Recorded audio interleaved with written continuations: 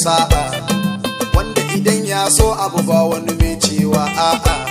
ya jalla madaukaki gunka nake neman sa'a yarda da ni Allah al-mughni rabbul arshi karo zira Allah gun sama cicin al'umma shine manzon Allah wanda ya sako da rahama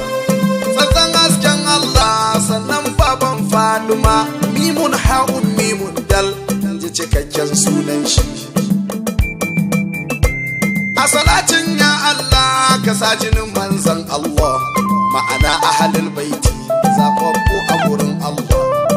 har da sahabbansa da auliya bayin Allah duk wanda ya zage ku wannan wawa sunan shi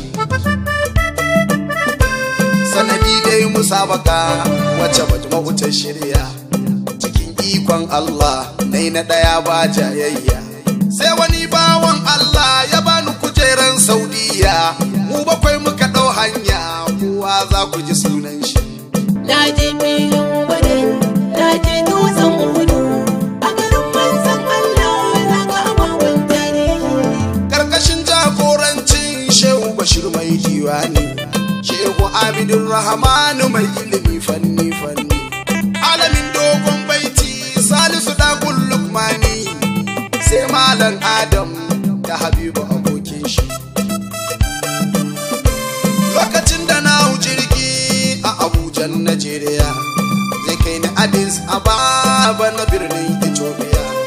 dan sai da na je Habasha sannan ne muka dau hanya zuwa birnin Jidda ga jirgin nan ya tashi